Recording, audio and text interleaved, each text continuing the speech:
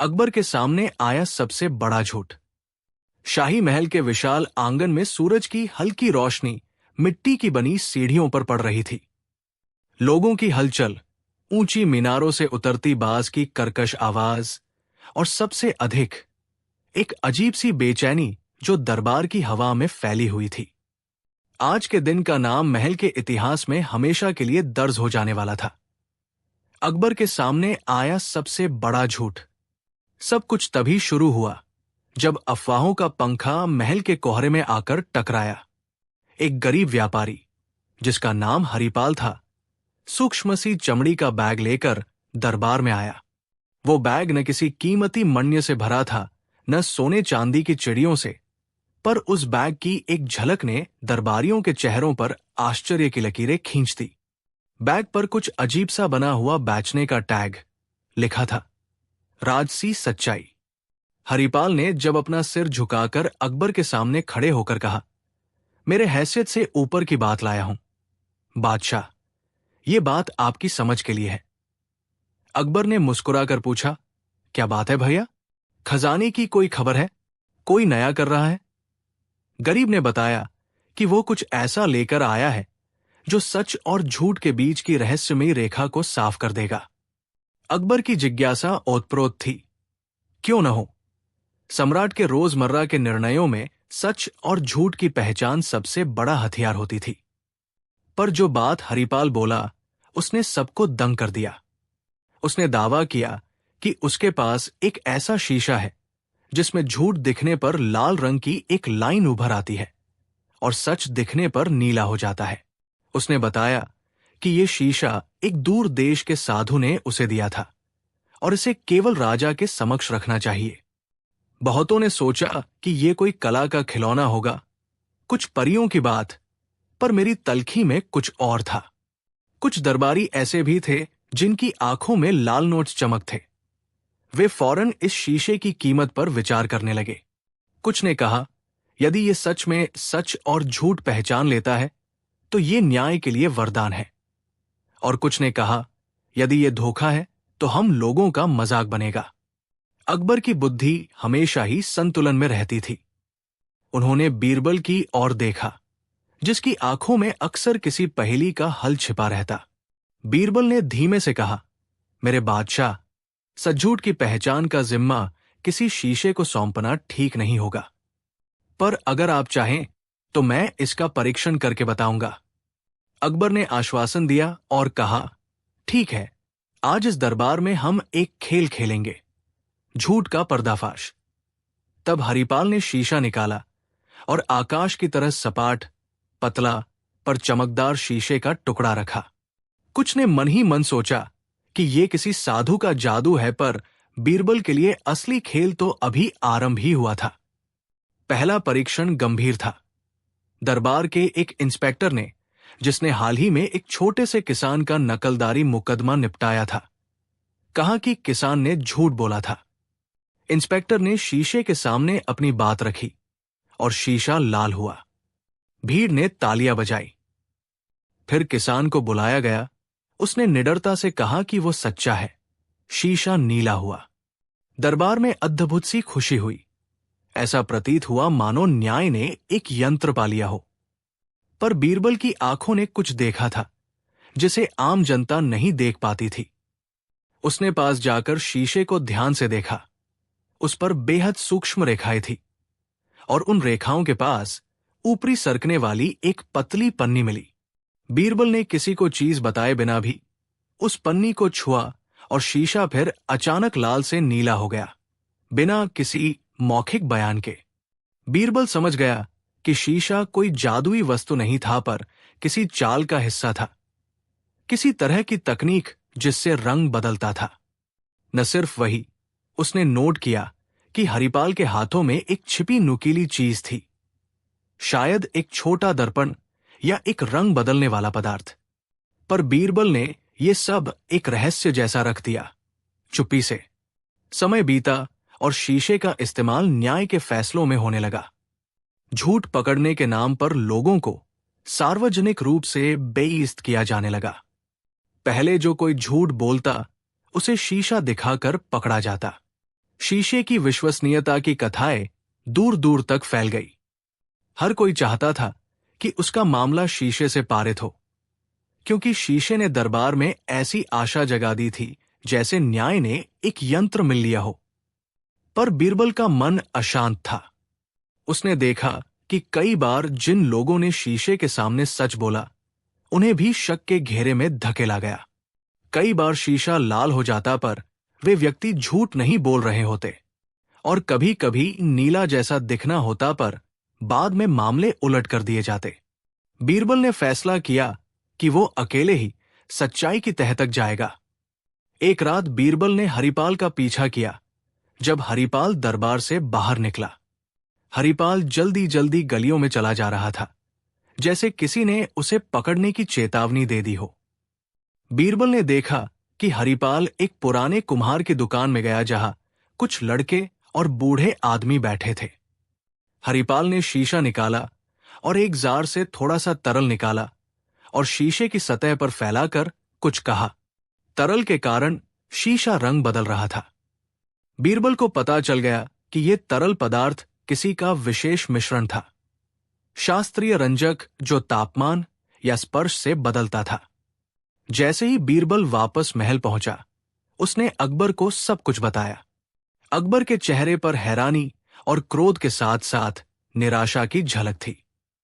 लोगों की उम्मीदों के साथ खिलवाड़, उन्होंने कहा।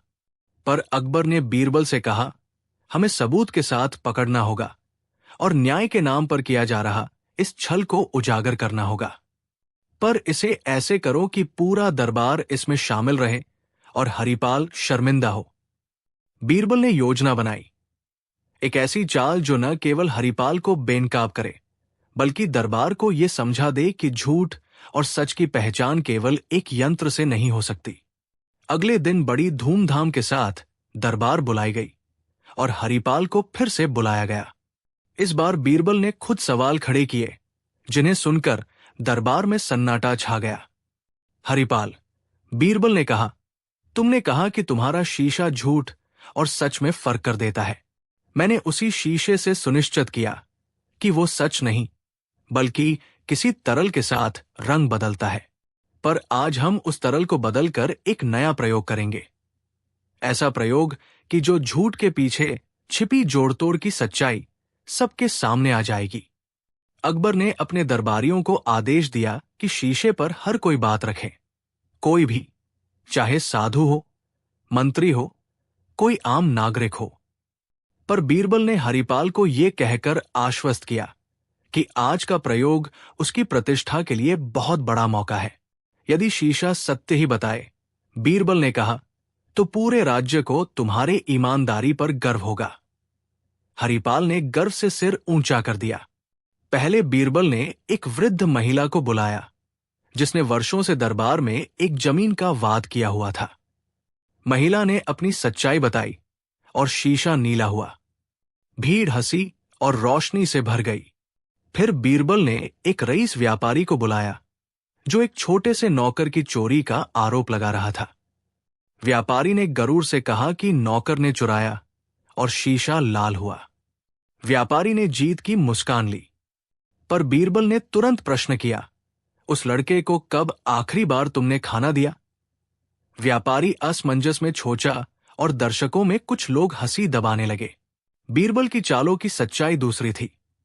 उसने राजद्रोह, स्वार्थ, ईर्ष्या और डर के उन पहियों को चलाया जो लोगों को झूठ बोलने पर मजबूर करते हैं। कुछ मामलों में लोगों ने सच कहा पर डर के कारण बाद में झूठ बोल दिया और शीशा लाल दिखा। कुछ ने सच कहने का साहस दिखाया और शीशा नीला हुआ। पर असली मोड़ तब आया जब बीरबल ने हरिपाल से पूछा कि क्या उसने कभी उस तरल को बदला था। हरिपाल ने हिचकिचाते हुए कहा कि वो कभी कभी रंग बदलने वाले तरल का उपयोग करता था, ताकि शीशा के परीक्षण में लोगों के दिलों को परखा जा सके। पर उसने ये झूठ स्वयं सोचा कि ये सही है, क्योंकि वो सोचता था कि लोग केवल एक यंत्र से न्याय को पालेंगे। पर बीरबल की योजना बस उतने में नहीं रुकती थी। उसने अकबर से अनुरोध किया कि जो भी आज झूठ बोलेगा, उसे सार्वजनिक रूप से उसकी बात का कारण बताने का मौका दिया जाए, न कि सिर्फ दंड। अकबर ने प्रसन्न होकर सहमति दी। इस निर्णय ने दरबार में विचारों का तूफान ला दिया। लोग अब समझने लगे कि झूठ सिर्फ शब्द नहीं, वो परिस्थिति, भय और जरूरतों के मेल से बनता है। हरिपाल का मुंह फूल आया। उसने कबूल किया कि उसने तरल का उपयोग किया, पर वो ये भी जोड़ा कि उसने सोचा था कि वो लोगों की नीयत और समाज की कमजोरियों को उजागर कर रहा है। उसने कहा, मैंने सोचा कि लोग जब सच के लिए डरेंगे तब वे बदलेंगे। पर बीरबल ने दृढ़ता से कहा, तुमने न्याय को खिलौना समझा, तुमने लोगों की जिंदगी को शर्मिंदा किया। सच्चाई को जांचने का एकमात्र उपाय खुलापन, शिक्षा और समझ है, ना कि कोई जादुई शीशा। ये सब सुनकर अकबर ने निर्णय लिया कि शीशे को महल की पुस्तकालय में एक कांच की अलमारी में रखा जाएगा, पर एक शिलालेख के साथ।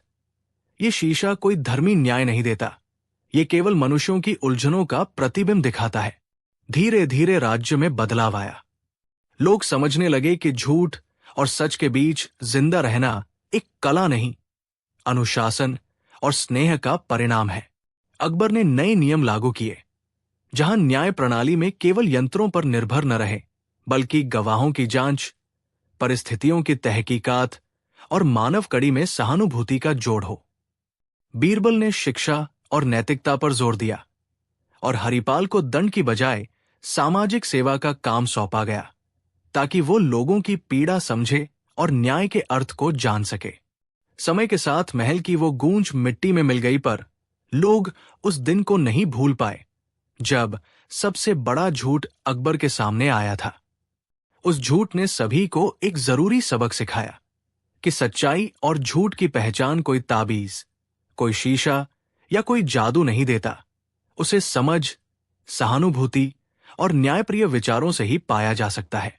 और जैसे ही रात आई, अकबर की छत पर खड़े होकर बीरबल ने हल्की मुस्कान के साथ कहा, महल की दीवारें कई राज छुपाती हैं, पर कोई भी राज इतना बड़ा नहीं जितना कि दिलों की नरमियों का राज। एक छोटी सी सीख, सच्चाई और न्याय को किसी जादुई उपकरण पर मत छोड़ो। उन्हें समझ, सहानुभूति और खुले दिल से खोजो। अगली कहानी के लिए सुझाव, बीरबल और खोया हुआ संदेश। बीरबल और खोया हुआ संदेश। दरबार की घड़ी की टंकार अभी अभी बजी थी कि महल के भीतर एक हलचल उठी। उस सुबह हवा में कुछ अलग सी बेचैनी थी, जैसे कोई संदेश रास्ते में कहीं खो गया हो और आंखें उसे ढूंढती फिर रही हों। बीरबल उसी बेचैनी को पहचान लेते थे। उनके लिए महल की हर सुई की आवाज, हर खिड़की के पार आती हल्की मुस्कान और हर चुप्पी की गूंज भी किसी कहानी की तरह होती थी। सब कुछ उस समय शुरू हुआ जब एक छोटे से डाकिये ने धूल भरे रास्ते से आकर दरबार के बाहर बैठकर दम लिया। उसके हाथ थरथर कर रहे थे और चेहरे पर कठोर थकान के साथ चिंता की लकीरें थी। दरबार के द्वारपलटों से गुजरते हुए उन्होंने आवाज लगाई, महामहिम, एक संदेश खो गया है। उनकी आवाज में ऐसी गंभीरता थी कि हॉल भर गया। अकबर ने तुरंत आदेश दिया कि डाकिये को अंदर लाया जाए। डाकिये की आंखों में नींद नहीं थी, केवल भय और असमंजस था। उसने कहा, आपके राजकीय संदेश का रास्ता आधे रास्ते पर कहीं गायब हो गया। उसमें राज्य के कुछ गुप्त निर्देश और एक अनाम हस्ताक्षर था, और यह संदेश अब किसी के हाथ में फंसा हो सकता है। अकबर की भौहें सिकुड़ गई। राज्य की सुरक्षा, राज संबंध और जनता की भलाई, इन सभी का खतरा एक खोए हुए संदेश में दबा हुआ हो सकता था। बीरबल ने धीरे से कहा, अगर संदेश खो गया है तो उसे वापस लाना होगा, पर पहले यह जानना जरूरी है कि वो किसके लिए था और क्यों खोया। डाकिये ने बताया कि संदेश को भेजने से पहले उसने उसे महल की उत्तरद्वार पर रखे एक लकड़ी के बक्से में टिका दिया था। वहां से वो संदेश बाहर निकला होगा। पर रास्ते में एक भयंकर तूफान आया, और उसी बीच डाकिये ने देखा कि एक साया घूमकर अंधेरे बैग जैसा कुछ उठा ले गया। उसने पीछा किया, पर साया गुम हो गया। अकबर ने तुरंत बीरबल और कुछ भरोसेमंद सिपाहियों को उस क्षेत्र की तलाश करने का आदेश दिया। बीरबल ने कहा, पहले हमें समझना होगा कि संदेश का महत्व क्या है। उन्होंने अकबर से विनम्रता से पूछा कि क्या संदेश में अधिकतर राजकाज से जुड़ी बातें थी या कुछ और। अकबर ने बताया कि संदेश में राज्य के कुछ महत्वपूर्ण कर नियमों में बदलाव का जिक्र था और साथ ही एक गुप्त आदेश था जो केवल महाराज के डिजिटल पहचान के माध्यम से सक्रिय होता, अर्थात वो संदेश अगर किसी अयोग्य व्यक्ति के हाथ लग जाए तो विपरीत परिणाम आ सकते हैं।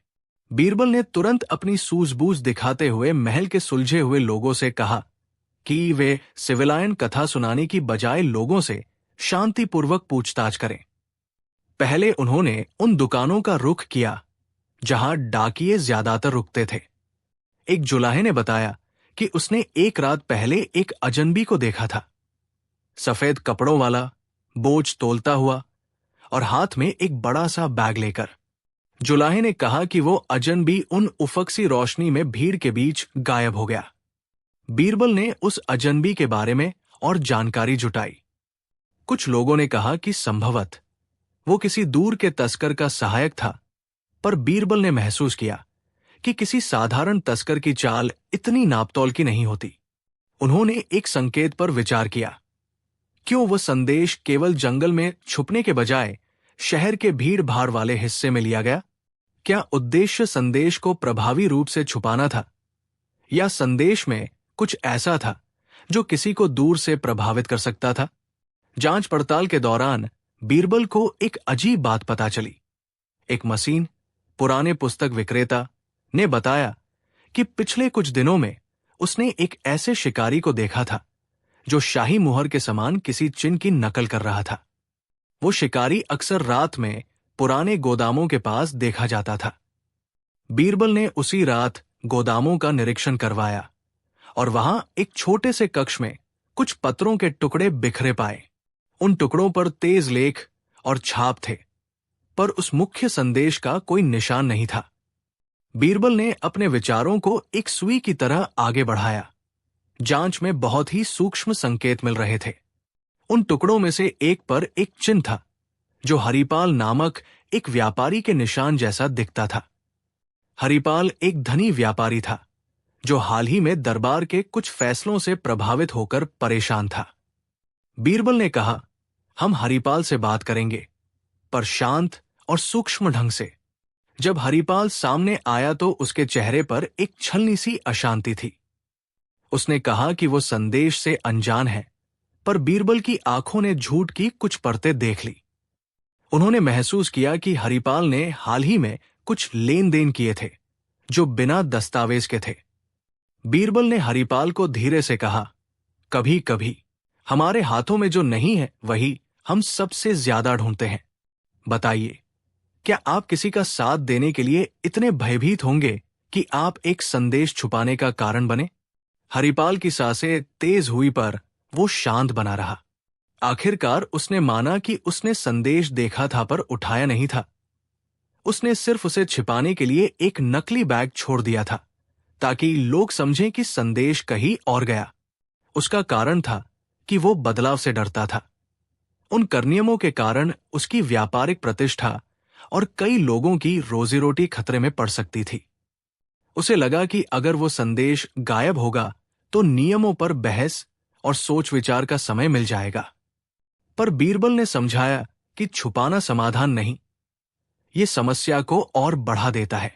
जांच के अगले दिन बीरबल ने एक बुद्धिमान चाल चली।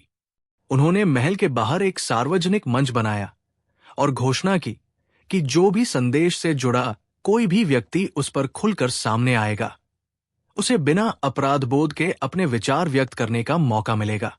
वे चाहते थे कि उस अजनबी को किसी तरह बहकाया जाए ताकि सच्चाई सिखाई जा सके। घोषणा के बाद एक अजीब सा हलचल सा हुआ। उस रात एक गुप्त संदेशराह लगाने वाले ने महल के बगीचे में आकर खुद को पेश किया। वो कोई और नहीं था बल्कि वही अजनबी, एक बूढ़ा शख्स, दबी छिपी चालों वाला, जिसने अपने चेहरे पर समय की परतें जमाई हुई थी। उसने कहा कि उसने संदेश उठा लिया था, पर वो उसे किसी के नुकसान के लिए नहीं ले गया। उसका अपना परिवार दरअसल उन करनियमों से प्रभावित था और उसने सिर्फ समय मांगने के लिए संदेश को छुपाया था ताकि लोग उसे समझें और उसकी बात सुने। ये सुनकर बीरबल ने धीरे से कहा, तुमने सच्चाई छुपाने का निर्णय लिया, पर क्या तुमने कभी सोचा कि तुम्हारे छिपाने से कितनों की जिंदगी प्रभावित हो सकती है? बूढ़े ने आंखें झुका ली और कहा, मैंने सोचा कि मैं समय खरीदकर लोगों को समझा सकूंगा, पर मेरी सोच छोटी थी। अकबर को यह कृत्य दया और दृढ़ता का नमूना लगा। उन्होंने निर्णय लिया कि केवल दंड ही नहीं पर समाधान ढूंढने होंगे। उन्होंने बीरबल से कहा कि वो एक सार्वजनिक सभा बुलाए जिसमें व्यापारी, आम आदमी और राजकीय अधिकारी मिलकर उन प्रस्तावित करनियमों पर चर्चा करें। बीरबल ने सभा की रूपरेखा तैयार की। हर वर्ग को बोलने का पूर्ण अधिकार और समय दिया गया। सभा में विचार विमर्श गरमाया। व्यापारी बोले कि नए नियम उनके छोटे कारोबार को बर्बाद कर देंगे। मजदूर बोले कि अगर कर बढ़े तो रोजगार घटेगा। कुछ विशेषज्ञों ने सुझाव दिया कि नियमों में छूट और रिबेट जैसी व्यवस्थाएं दी जानी चाहिए ताकि अस्पष्ट वर्गों की सुरक्षा बनी रहे। बीरबल ने हर आवाज को तराजू में परखा और अंत में एक मध्यम मार्ग निकाला गया। नियम लागू होंगे पर साथ ही कुछ राहत प्रावधान और धीरे धीरे बदलाव की नीति रखी जाएगी ताकि लोग तैयार हो सकें। बाद में उस खोए हुए संदेश का असली महत्व स्पष्ट हुआ। वो केवल कागज की एक टुकड़ी नहीं थी, बल्कि राज्य और जनता के बीच विश्वास का जरिया था। उस संदेश की खोज ने केवल एक पुरानी गलती नहीं दिखाई, बल्कि ये भी सिखाया कि जब हम किसी भी बदलाव को जबरदस्ती लागू करते हैं तो वो टूट फूट के साथ आता है। बीरबल ने अंततः संदेश को महल के सामने सार्वजनिक रूप से पढ़ा, पर वो पढ़ाई गई कागज नहीं थी, बल्कि उसमें उन सभी बदलावों का संशोधित रूप जो जनता की भलाई के अनुरूप थे। लोगों ने देखा कि शासन दया और समझ से चल सकता है। जिसने संदेश छुपाया था उसे दंड के बजाय समाज सेवा का काम सौंपा गया ताकि वो अपनी भूल समझे और लोगों की सेवा करे। महल में एक परंपरा बन गई। अब कोई भी बड़ा निर्णय लेने से पहले जनता से सलाह ली जाएगी। संदेश भेजने का काम अब और भी ज्यादा पारदर्शी बन गया। बीरबल ने कहा, जब संदेश दिलों से जुड़ा हो तभी वो सही मायने में लौटता है। और सभी ने समझा कि खोया हुआ संदेश केवल एक दस्तावेज नहीं था, वो विश्वास की कसौटी था जिसे अब मजबूत किया जाना था। रात के समय जब महल की दीवारें शांत थी और चांदनी ने उनके काले सिलुएट को सजाया हुआ था, बीरबल छत पर बैठे अकबर के पास आए और धीरे से बोले, महाराज, कभी कभी हम जो खो देते हैं वो हमें वही चीज सिखा देता है जो हासिल नहीं कर पाने से समझ में नहीं आती। अकबर ने मुस्कुराते हुए कहा, और कभी कभी खोया हुआ संदेश हमें वह रास्ता दिखा देता है जिस पर चलकर हम और लोगों के भरोसे के काबिल बनते हैं। एक छोटी सी सीख, महत्वपूर्ण फैसलों और संदेशों को छुपाने या दबाने की बजाय पारदर्शिता, चर्चा और समझ सबसे बड़ा उपाय है, क्योंकि सच्चा शासन वही है जो लोगों के विश्वास के साथ चलता है। अगली कहानी के लिए सुझाव, बीरबल और नकाबपोश मुसाफिर। अकबर के सामने आया सबसे बड़ा झूठ। शाही महल के विशाल आंगन में सूरज की हल्की रोशनी मिट्टी की बनी सीढ़ियों पर पड़ रही थी। लोगों की हलचल, ऊंची मीनारों से उतरती बाज की कर्कश आवाज और सबसे अधिक एक अजीब सी बेचैनी जो दरबार की हवा में फैली हुई थी। आज के दिन का नाम महल के इतिहास में हमेशा के लिए दर्ज हो जाने वाला था। अकबर के सामने आया सबसे बड़ा झूठ। सब कुछ तभी शुरू हुआ जब अफवाहों का पंखा महल के कोहरे में आकर टकराया। एक गरीब व्यापारी जिसका नाम हरिपाल था, सूक्ष्म सी चमड़ी का बैग लेकर दरबार में आया।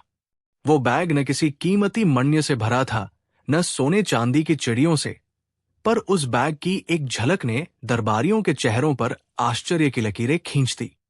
बैग पर कुछ अजीब सा बना हुआ बेचने का टैग लिखा था, राजसी सच्चाई।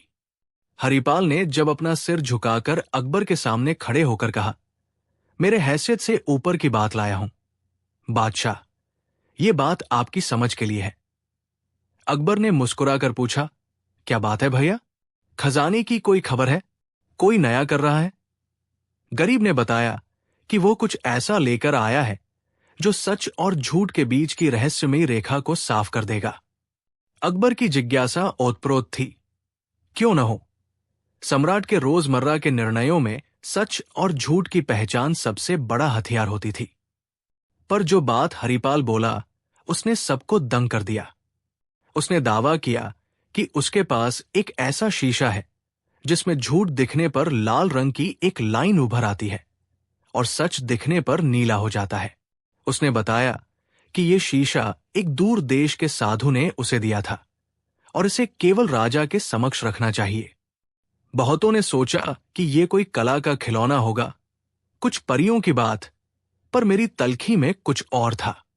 कुछ दरबारी ऐसे भी थे जिनकी आंखों में लाल नोट्स चमक थे। वे फौरन इस शीशे की कीमत पर विचार करने लगे। कुछ ने कहा, यदि ये सच में सच और झूठ पहचान लेता है तो ये न्याय के लिए वरदान है। और कुछ ने कहा, यदि ये धोखा है तो हम लोगों का मजाक बनेगा। अकबर की बुद्धि हमेशा ही संतुलन में रहती थी। उन्होंने बीरबल की ओर देखा, जिसकी आंखों में अक्सर किसी पहेली का हल छिपा रहता। बीरबल ने धीमे से कहा, मेरे बादशाह, सच-झूठ की पहचान का जिम्मा किसी शीशे को सौंपना ठीक नहीं होगा, पर अगर आप चाहें तो मैं इसका परीक्षण करके बताऊंगा। अकबर ने आश्वासन दिया और कहा, ठीक है, आज इस दरबार में हम एक खेल खेलेंगे, झूठ का पर्दाफाश। तब हरिपाल ने शीशा निकाला और आकाश की तरह सपाट, पतला पर चमकदार शीशे का टुकड़ा रखा। कुछ ने मन ही मन सोचा कि यह किसी साधु का जादू है, पर बीरबल के लिए असली खेल तो अभी आरंभ ही हुआ था। पहला परीक्षण गंभीर था। दरबार के एक इंस्पेक्टर ने, जिसने हाल ही में एक छोटे से किसान का नकलदारी मुकदमा निपटाया था, कहा कि किसान ने झूठ बोला था। इंस्पेक्टर ने शीशे के सामने अपनी बात रखी और शीशा लाल हुआ। भीड़ ने तालियां बजाई। फिर किसान को बुलाया गया। उसने निडरता से, कमसी सी दिखने लगी। अकबर हाजिर हुए पर उनके चेहरे पर चिंता की एक महीन लकीर थी, जो आज की घटनाओं की गवाही देती थी। दरबार में बैठी किताबों की महक और हाजिर हुए पर उनके चेहरे पर चिंता की एक महीन लकीर थी, जो आज की घटनाओं की गवाही देती थी। दरबार में बैठी किताबों की महक और मोहरों की खनक के बीच किसी ने सूचित किया कि राज्य के कुछ महत्वपूर्ण दस्तावेज गायब हैं। वही दस्तावेज जिनके आधार पर किसानों की जमीनों पर कर छूट दी जाती। अकबर ने तुरंत क्लर्कों से पूछा, पर कार्यालय की कलमों में उसकी बात टकराकर बिखरती दिखी। आधी आधारियां खोलकर देखने पर मालूम पड़ा कि कुछ अदला-बदलों में एक पन्ना, जिसमें पुराने नियम बदलकर नए नियम लागू करने की मुहर थी, गायब था। बिना उस पन्ने के कई किसानों की छूट रद्द होने की एक आशंका थी, जो कि उन्हें मुश्किल में डाल सकती थी। बीरबल ने चुपचाप सब सुन लिया। वो जानता था कि भूल छोटी हो या बड़ी, पर उसकी वजह से जिनके परिवारों की रातें कटती हैं, वे अधिक महत्वपूर्ण होते हैं। उसने कदम आगे बढ़ाया और कहा, महाराज, हमें जल्द ही ये पता लगाना होगा कि ये भूल जानबूझकर हुई या ये वास्तव में एक गलती है।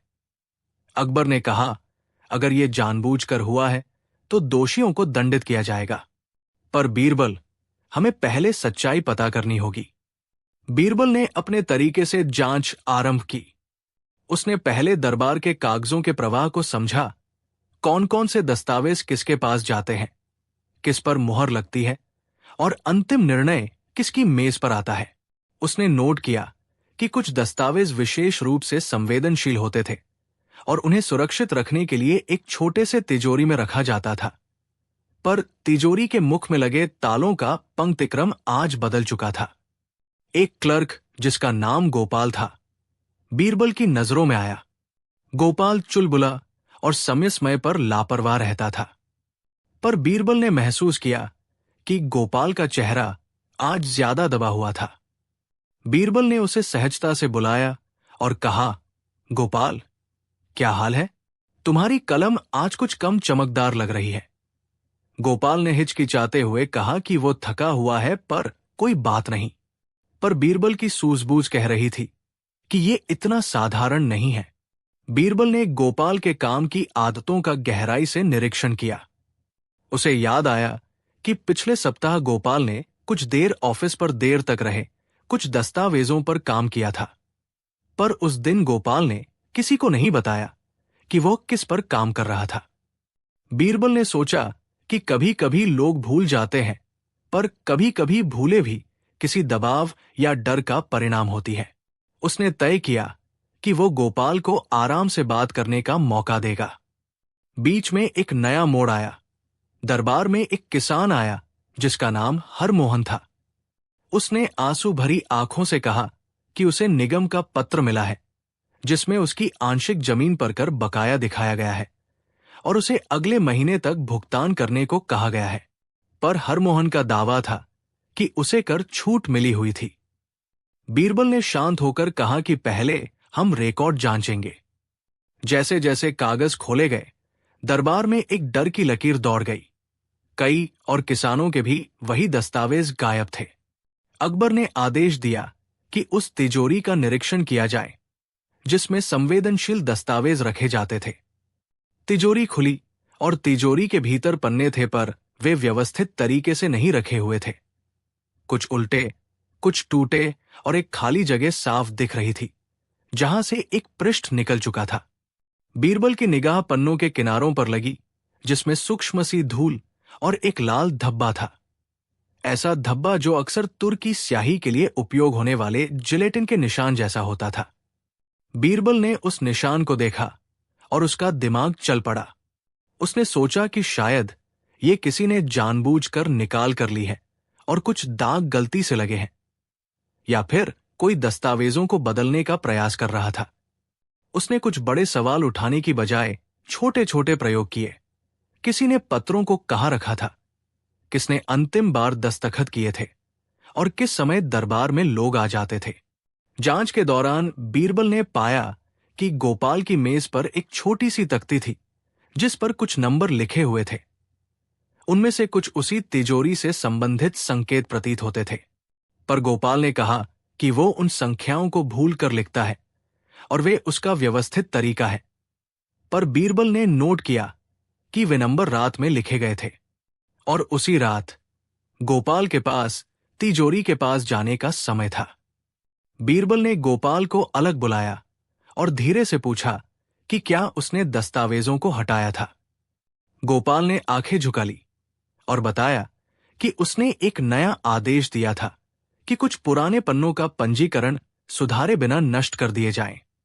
पर वो ये भूल गया कि कुछ पन्ने जो अभी तक सक्रिय छूट के मामले थे, उन्हें हटाने की जगह और अलग रखना चाहिए था। उसने स्वीकार किया कि ये उसकी भूल थी, पर उसने ये भी बताया कि उसने किसी के दबाव में आकर ऐसा किया नहीं था। वो केवल असावधानी का शिकार हुआ था। बीरबल ने गोपाल की बात सुनी, पर उसका मन संतुष्ट नहीं हुआ। वो जानता था कि असावधानियां और भूल आम है, पर जब उन भूलों से आम लोगों की रोजी रोटी प्रभावित हो तो उसे सही करना जरूरी था। वो नहीं चाहता था कि गोपाल को कठोर सजा मिले, क्योंकि अक्सर कठोर दंड से कोई सीख नहीं मिलती, पर डर ही बनता है। उसने सोचा कि सही रास्ता क्या होगा। बीरबल ने एक चाल चली। उसने वहां का सारा दरबार बुलाया और घोषणा की कि राज्य किस प्रकार से अपने कागजों का रखरखाव करेगा। पर यह घोषणा केवल नियमों की नहीं थी, वो एक परीक्षा भी थी। उसने कहा कि जो भी कर्मचारी सच बोलेगा और दोष स्वीकार करेगा उसे दंड नहीं मिलेगा, पर जो कोई छल करके कोई कागज हटा देगा या बदल देगा उसे कठोर दंड मिलेगा। इसने गोपाल के लिए एक सुरक्षित रास्ता खोल दिया। गोपाल ने डरते हुए सबके सामने अपनी गलती स्वीकार कर ली। उसने बताया कि उसने पन्नों को हटाया था, पर उसका उद्देश्य किसी को नुकसान पहुंचाना नहीं था। वो बस अनहोनी में उलझ गया था। उसने कहा कि उसने तब तक ये बात किसी से नहीं कही क्योंकि उसे डर था कि अगर उसने बता दिया तो वो अपने परिवार का हिस्सेदार खो बैठेगा। गोपाल की आवाज कांप उठी और आंखों में पछतावा झलकने लगा। अकबर ने गोपाल की बात सुनी और कहा कि राज्य का उद्देश्य दंड नहीं बल्कि शिक्षा और सुधार है। उन्होंने निर्देश दिए कि खोए हुए दस्तावेजों की पुनर्रचना की जाए और जिन किसानों को गलती से नोटिस भेज दिए गए थे उन्हें तात्कालिक राहत दी जाए।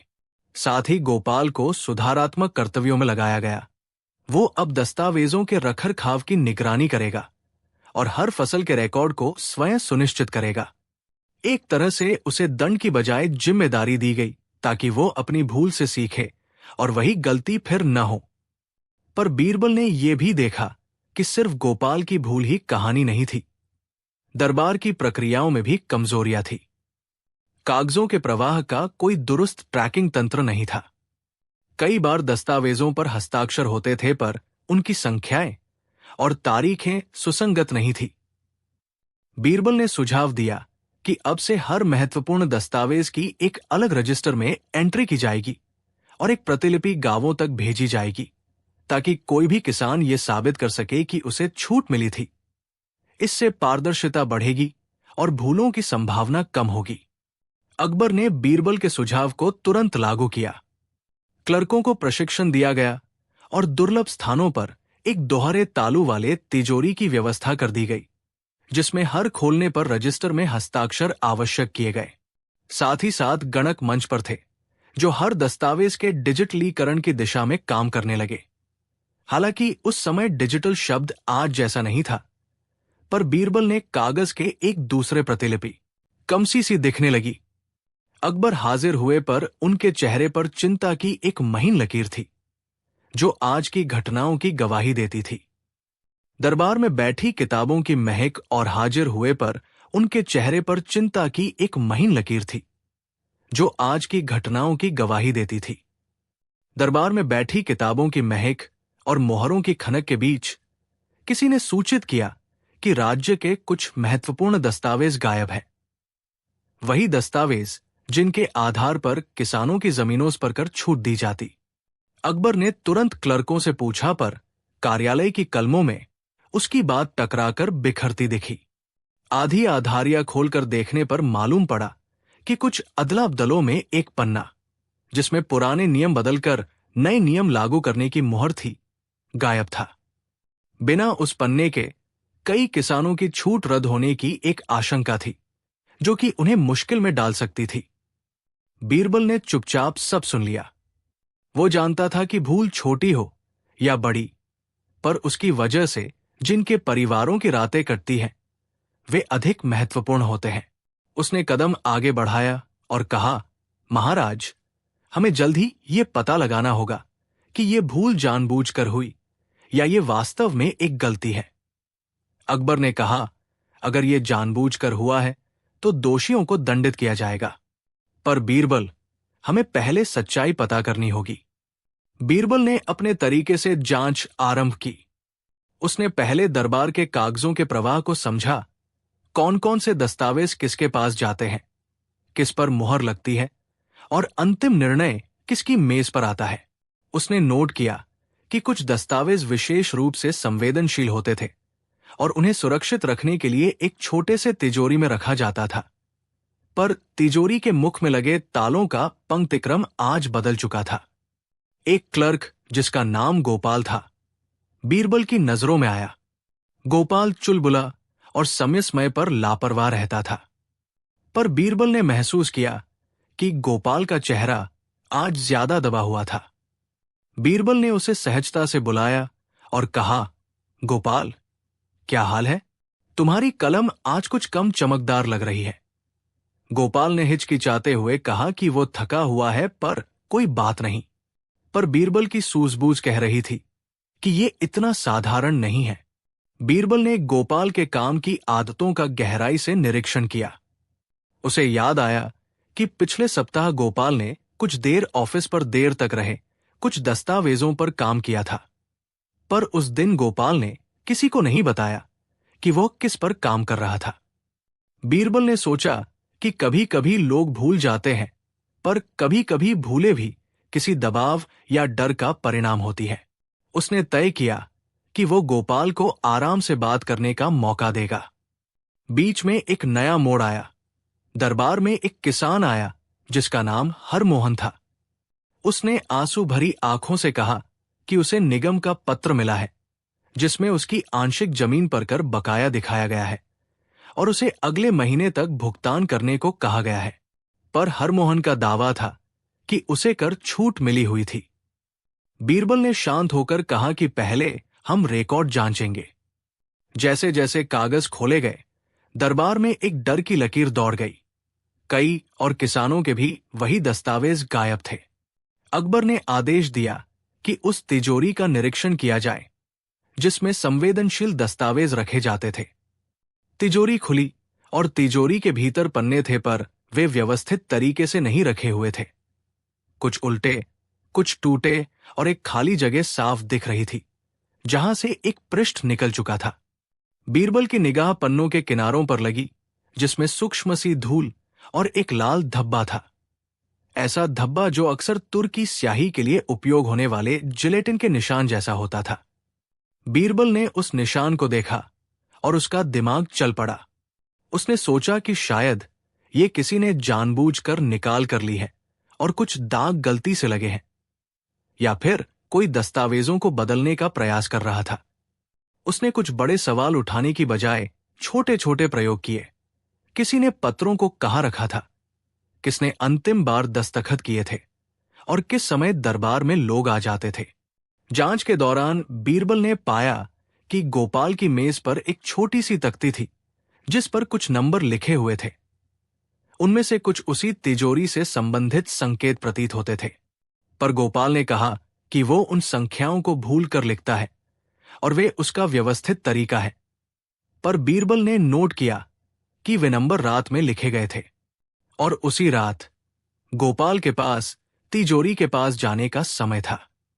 बीरबल ने गोपाल को अलग बुलाया और धीरे से पूछा कि क्या उसने दस्तावेजों को हटाया था। गोपाल ने आंखें झुका ली और बताया कि उसने एक नया आदेश दिया था कि कुछ पुराने पन्नों का पंजीकरण सुधारे बिना नष्ट कर दिए जाएं।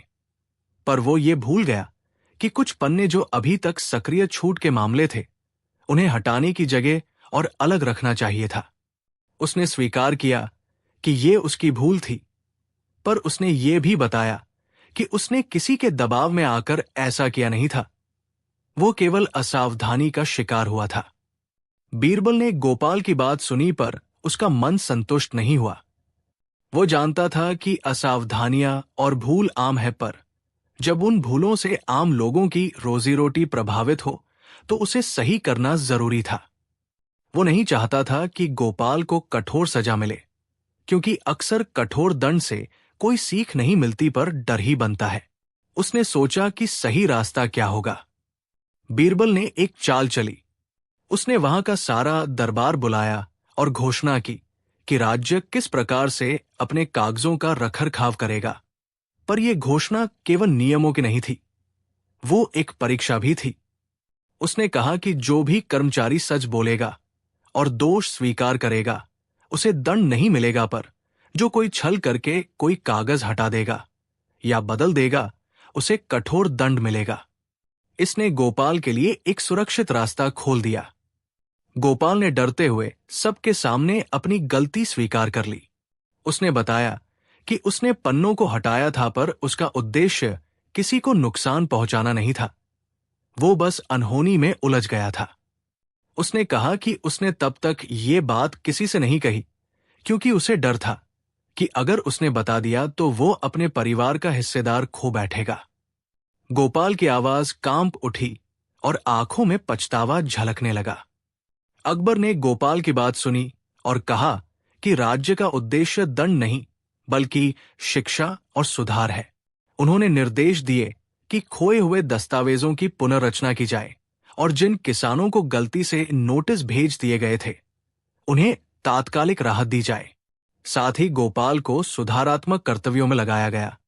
वो अब दस्तावेजों के रखरखाव की निगरानी करेगा और हर फसल के रिकॉर्ड को स्वयं सुनिश्चित करेगा। एक तरह से उसे दंड की बजाय जिम्मेदारी दी गई ताकि वो अपनी भूल से सीखे और वही गलती फिर न हो। पर बीरबल ने यह भी देखा कि सिर्फ गोपाल की भूल ही कहानी नहीं थी। दरबार की प्रक्रियाओं में भी कमजोरियां थी। कागजों के प्रवाह का कोई दुरुस्त ट्रैकिंग तंत्र नहीं था। कई बार दस्तावेजों पर हस्ताक्षर होते थे पर उनकी संख्याएं और तारीखें सुसंगत नहीं थी। बीरबल ने सुझाव दिया कि अब से हर महत्वपूर्ण दस्तावेज की एक अलग रजिस्टर में एंट्री की जाएगी और एक प्रतिलिपि गांवों तक भेजी जाएगी, ताकि कोई भी किसान यह साबित कर सके कि उसे छूट मिली थी। इससे पारदर्शिता बढ़ेगी और भूलों की संभावना कम होगी। अकबर ने बीरबल के सुझाव को तुरंत लागू किया। क्लर्कों को प्रशिक्षण दिया गया और दुर्लभ स्थानों पर एक दोहरे तालू वाले तिजोरी की व्यवस्था कर दी गई, जिसमें हर खोलने पर रजिस्टर में हस्ताक्षर आवश्यक किए गए। साथ ही साथ गणक मंच पर थे, जो हर दस्तावेज के डिजिटलीकरण की दिशा में काम करने लगे। हालांकि उस समय डिजिटल शब्द आज जैसा नहीं था, पर बीरबल ने कागज के एक दूसरे प्रतिलिपि प्रोटोकॉल की मांग की जो गांवों तक पहुंच सके। कमसी सी दिखने लगी। अकबर हाजिर हुए पर उनके चेहरे पर चिंता की एक महीन लकीर थी, जो आज की घटनाओं की गवाही देती थी। दरबार में बैठी किताबों की महक और हाजिर हुए पर उनके चेहरे पर चिंता की एक महीन लकीर थी, जो आज की घटनाओं की गवाही देती थी। दरबार में बैठी किताबों की महक और मोहरों की खनक के बीच किसी ने सूचित किया कि राज्य के कुछ महत्वपूर्ण दस्तावेज गायब हैं। वही दस्तावेज जिनके आधार पर किसानों की जमीनों पर कर छूट दी जाती। अकबर ने तुरंत क्लर्कों से पूछा, पर कार्यालय की कलमों में उसकी बात टकराकर बिखरती दिखी। आधी आधारियां खोलकर देखने पर मालूम पड़ा कि कुछ अदला बदलों में एक पन्ना, जिसमें पुराने नियम बदलकर नए नियम लागू करने की मोहर थी, गायब था। बिना उस पन्ने के कई किसानों की छूट रद्द होने की एक आशंका थी, जो कि उन्हें मुश्किल में डाल सकती थी। बीरबल ने चुपचाप सब सुन लिया। वो जानता था कि भूल छोटी हो या बड़ी, पर उसकी वजह से जिनके परिवारों की रातें कटती हैं, वे अधिक महत्वपूर्ण होते हैं। उसने कदम आगे बढ़ाया और कहा, महाराज, हमें जल्द ही ये पता लगाना होगा कि ये भूल जानबूझकर हुई या ये वास्तव में एक गलती है। अकबर ने कहा, अगर ये जानबूझकर हुआ है तो दोषियों को दंडित किया जाएगा, पर बीरबल, हमें पहले सच्चाई पता करनी होगी। बीरबल ने अपने तरीके से जांच आरंभ की। उसने पहले दरबार के कागजों के प्रवाह को समझा। कौन कौन से दस्तावेज किसके पास जाते हैं, किस पर मुहर लगती है और अंतिम निर्णय किसकी मेज पर आता है। उसने नोट किया कि कुछ दस्तावेज विशेष रूप से संवेदनशील होते थे और उन्हें सुरक्षित रखने के लिए एक छोटे से तिजोरी में रखा जाता था, पर तिजोरी के मुख में लगे तालों का पंक्तिक्रम आज बदल चुका था। एक क्लर्क जिसका नाम गोपाल था, बीरबल की नजरों में आया।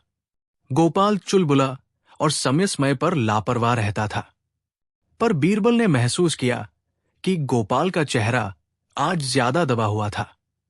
बीरबल ने उसे सहजता से बुलाया और कहा, गोपाल, क्या हाल है? तुम्हारी कलम आज कुछ कम चमकदार लग रही है। गोपाल ने हिचकिचाते हुए कहा कि वो थका हुआ है, पर कोई बात नहीं। पर बीरबल की सूझबूझ कह रही थी कि ये इतना साधारण नहीं है। बीरबल ने गोपाल के काम की आदतों का गहराई से निरीक्षण किया। उसे याद आया कि पिछले सप्ताह गोपाल ने कुछ देर ऑफिस पर देर तक रहे कुछ दस्तावेजों पर काम किया था, पर उस दिन गोपाल ने किसी को नहीं बताया कि वो किस पर काम कर रहा था। बीरबल ने सोचा कि कभी कभी लोग भूल जाते हैं, पर कभी कभी भूले भी किसी दबाव या डर का परिणाम होती है। उसने तय किया कि वो गोपाल को आराम से बात करने का मौका देगा। बीच में एक नया मोड़ आया। दरबार में एक किसान आया जिसका नाम हरमोहन था। उसने आंसू भरी आंखों से कहा कि उसे निगम का पत्र मिला है, जिसमें उसकी आंशिक जमीन पर कर बकाया दिखाया गया है और उसे अगले महीने तक भुगतान करने को कहा गया है। पर हरमोहन का दावा था कि उसे कर छूट मिली हुई थी। बीरबल ने शांत होकर कहा कि पहले हम रिकॉर्ड जांचेंगे। जैसे जैसे कागज खोले गए, दरबार में एक डर की लकीर दौड़ गई। कई और किसानों के भी वही दस्तावेज गायब थे। अकबर ने आदेश दिया कि उस तिजोरी का निरीक्षण किया जाए जिसमें संवेदनशील दस्तावेज रखे जाते थे। तिजोरी खुली और तिजोरी के भीतर पन्ने थे, पर वे व्यवस्थित तरीके से नहीं रखे हुए थे।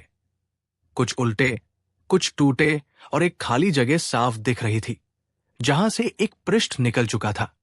बीरबल की निगाह पन्नों के किनारों पर लगी जिसमें सूक्ष्म सी धूल और एक लाल धब्बा था। ऐसा धब्बा जो अक्सर तुर्की स्याही के लिए उपयोग होने वाले जिलेटिन के निशान जैसा होता था। बीरबल ने उस निशान को देखा और उसका दिमाग चल पड़ा। उसने सोचा कि शायद ये किसी ने जानबूझकर निकाल कर ली है और कुछ दाग गलती से लगे हैं, या फिर कोई दस्तावेजों को बदलने का प्रयास कर रहा था। उसने कुछ बड़े सवाल उठाने की बजाय छोटे छोटे प्रयोग किए।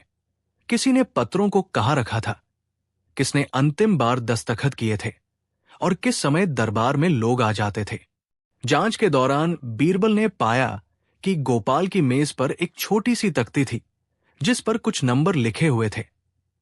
उनमें से कुछ उसी तिजोरी से संबंधित संकेत प्रतीत होते थे, पर गोपाल ने कहा कि वो उन संख्याओं को भूल कर लिखता है और वे उसका व्यवस्थित तरीका है। पर बीरबल ने नोट किया कि वे नंबर रात में लिखे गए थे और उसी रात गोपाल के पास तिजोरी के पास जाने का समय था। बीरबल ने गोपाल को अलग बुलाया और धीरे से पूछा कि क्या उसने दस्तावेजों को हटाया था। गोपाल ने आंखें झुका ली और बताया कि उसने एक नया आदेश दिया था कि कुछ पुराने पन्नों का पंजीकरण सुधारे बिना नष्ट कर दिए जाएं। पर वो ये भूल गया कि कुछ पन्ने जो अभी तक सक्रिय छूट के मामले थे, उन्हें हटाने की जगह और अलग रखना चाहिए था। उसने स्वीकार किया कि ये उसकी भूल थी, पर उसने ये भी बताया कि उसने किसी के दबाव में आकर ऐसा किया नहीं था। वो केवल असावधानी का शिकार हुआ था। बीरबल ने गोपाल की बात सुनी, पर उसका मन संतुष्ट नहीं हुआ। वो जानता था कि असावधानियां और भूल आम है, पर जब उन भूलों से आम लोगों की रोजी रोटी प्रभावित हो तो उसे सही करना जरूरी था। वो नहीं चाहता था कि गोपाल को कठोर सजा मिले, क्योंकि अक्सर कठोर दंड से कोई सीख नहीं मिलती, पर डर ही बनता है। उसने सोचा कि सही रास्ता क्या होगा।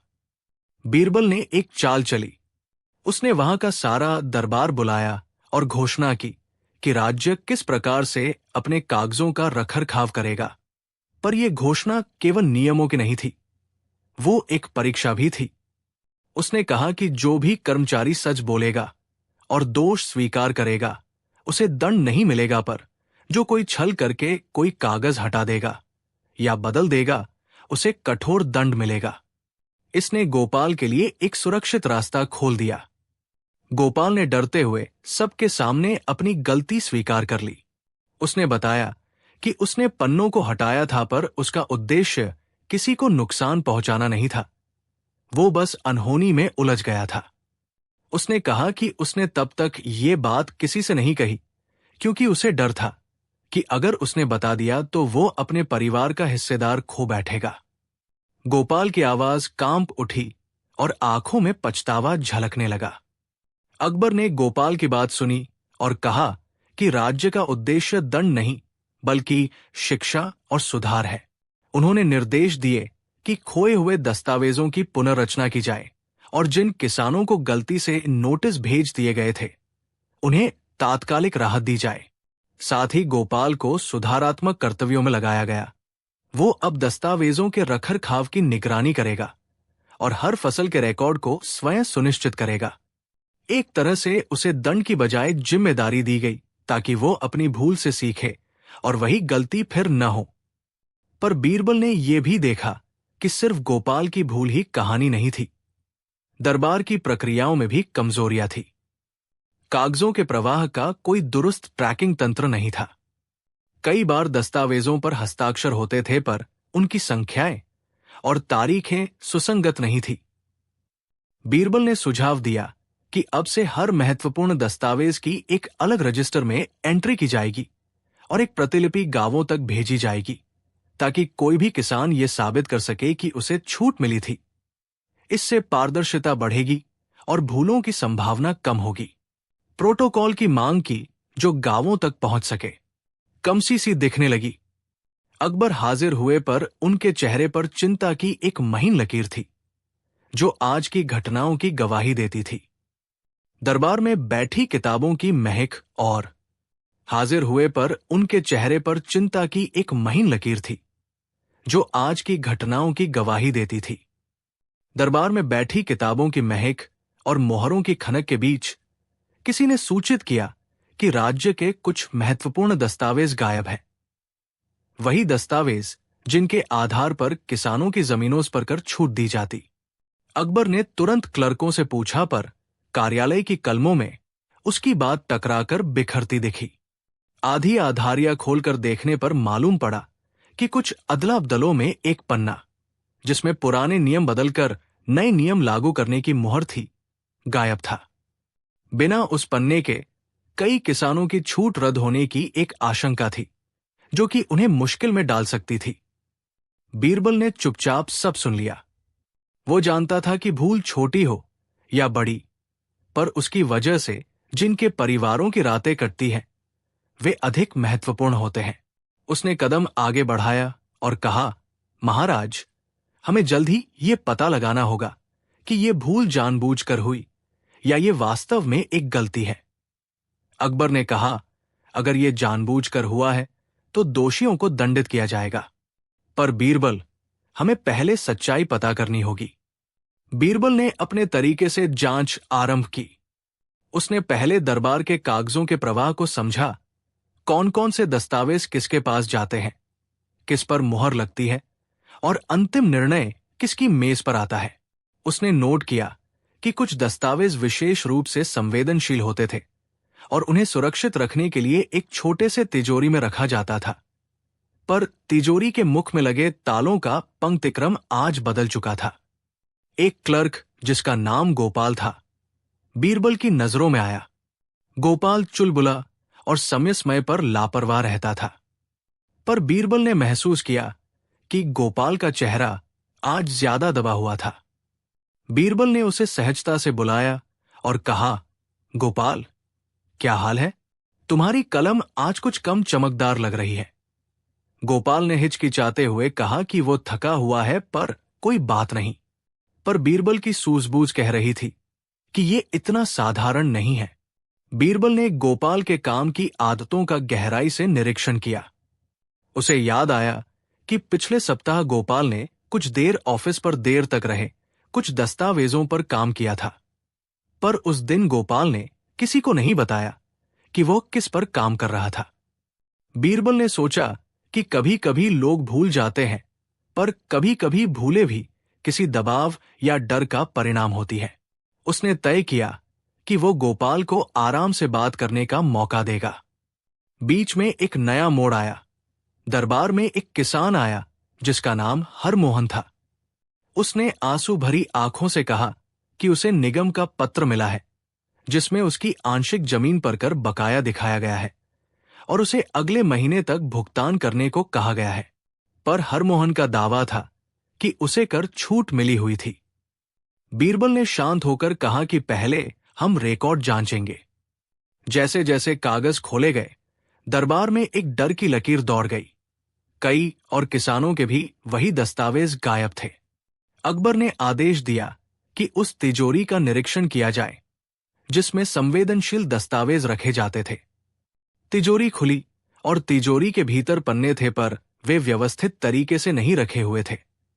कुछ उल्टे, कुछ टूटे और एक खाली जगह साफ दिख रही थी जहां से एक पृष्ठ निकल चुका था। बीरबल की निगाह पन्नों के किनारों पर लगी, जिसमें सूक्ष्म सी धूल और एक लाल धब्बा था। ऐसा धब्बा जो अक्सर तुर्की स्याही के लिए उपयोग होने वाले जिलेटिन के निशान जैसा होता था। बीरबल ने उस निशान को देखा और उसका दिमाग चल पड़ा। उसने सोचा कि शायद ये किसी ने जानबूझकर निकाल कर ली है और कुछ दाग गलती से लगे हैं, या फिर कोई दस्तावेजों को बदलने का प्रयास कर रहा था। उसने कुछ बड़े सवाल उठाने की बजाय छोटे छोटे प्रयोग किए। किसी ने पत्रों को कहाँ रखा था, किसने अंतिम बार दस्तखत किए थे और किस समय दरबार में लोग आ जाते थे। जांच के दौरान बीरबल ने पाया कि गोपाल की मेज पर एक छोटी सी तख्ती थी जिस पर कुछ नंबर लिखे हुए थे। उनमें से कुछ उसी तिजोरी से संबंधित संकेत प्रतीत होते थे, पर गोपाल ने कहा कि वो उन संख्याओं को भूल कर लिखता है और वे उसका व्यवस्थित तरीका है। पर बीरबल ने नोट किया कि वे नंबर रात में लिखे गए थे और उसी रात गोपाल के पास तिजोरी के पास जाने का समय था। बीरबल ने गोपाल को अलग बुलाया और धीरे से पूछा कि क्या उसने दस्तावेजों को हटाया था। गोपाल ने आंखें झुका ली और बताया कि उसने एक नया आदेश दिया था कि कुछ पुराने पन्नों का पंजीकरण सुधारे बिना नष्ट कर दिए जाएं। पर वो ये भूल गया कि कुछ पन्ने जो अभी तक सक्रिय छूट के मामले थे, उन्हें हटाने की जगह और अलग रखना चाहिए था। उसने स्वीकार किया कि ये उसकी भूल थी, पर उसने ये भी बताया कि उसने किसी के दबाव में आकर ऐसा किया नहीं था। वो केवल असावधानी का शिकार हुआ था। बीरबल ने गोपाल की बात सुनी पर उसका मन संतुष्ट नहीं हुआ। वो जानता था कि असावधानियां और भूल आम है, पर जब उन भूलों से आम लोगों की रोजी रोटी प्रभावित हो तो उसे सही करना जरूरी था। वो नहीं चाहता था कि गोपाल को कठोर सजा मिले, क्योंकि अक्सर कठोर दंड से कोई सीख नहीं मिलती पर डर ही बनता है। उसने सोचा कि सही रास्ता क्या होगा। बीरबल ने एक चाल चली। उसने वहां का सारा दरबार बुलाया और घोषणा की कि राज्य किस प्रकार से अपने कागजों का रखरखाव करेगा। पर यह घोषणा केवल नियमों की नहीं थी, वो एक परीक्षा भी थी। उसने कहा कि जो भी कर्मचारी सच बोलेगा और दोष स्वीकार करेगा उसे दंड नहीं मिलेगा, पर जो कोई छल करके कोई कागज हटा देगा या बदल देगा उसे कठोर दंड मिलेगा। इसने गोपाल के लिए एक सुरक्षित रास्ता खोल दिया। गोपाल ने डरते हुए सबके सामने अपनी गलती स्वीकार कर ली। उसने बताया कि उसने पन्नों को हटाया था, पर उसका उद्देश्य किसी को नुकसान पहुंचाना नहीं था। वो बस अनहोनी में उलझ गया था। उसने कहा कि उसने तब तक ये बात किसी से नहीं कही क्योंकि उसे डर था कि अगर उसने बता दिया तो वो अपने परिवार का हिस्सेदार खो बैठेगा। गोपाल की आवाज कांप उठी और आंखों में पछतावा झलकने लगा। अकबर ने गोपाल की बात सुनी और कहा कि राज्य का उद्देश्य दंड नहीं बल्कि शिक्षा और सुधार है। उन्होंने निर्देश दिए कि खोए हुए दस्तावेजों की पुनर्रचना की जाए और जिन किसानों को गलती से नोटिस भेज दिए गए थे उन्हें तात्कालिक राहत दी जाए। साथ ही गोपाल को सुधारात्मक कर्तव्यों में लगाया गया।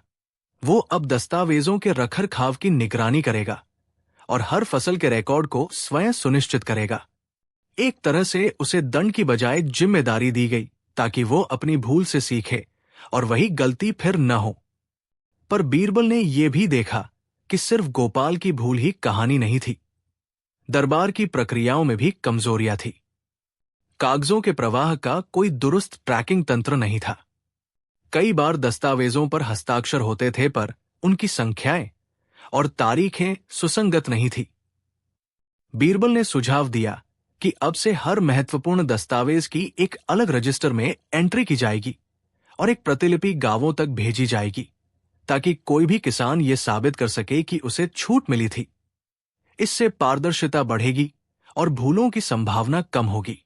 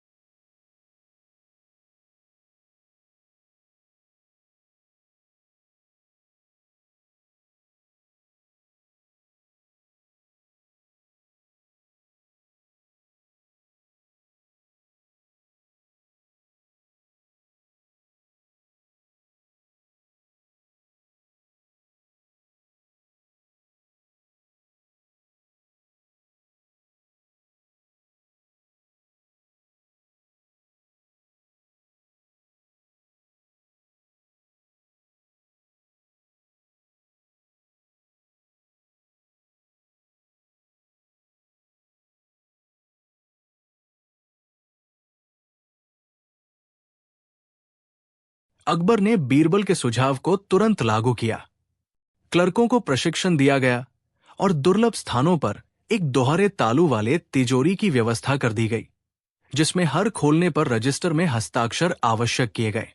साथ ही साथ गणक मंच पर थे, जो हर दस्तावेज के डिजिटलीकरण की दिशा में काम करने लगे। हालांकि उस समय डिजिटल शब्द आज जैसा नहीं था, पर बीरबल ने कागज के एक दूसरे प्रतिलिपि प्रोटोकॉल की मांग की जो गांवों तक पहुंच सके।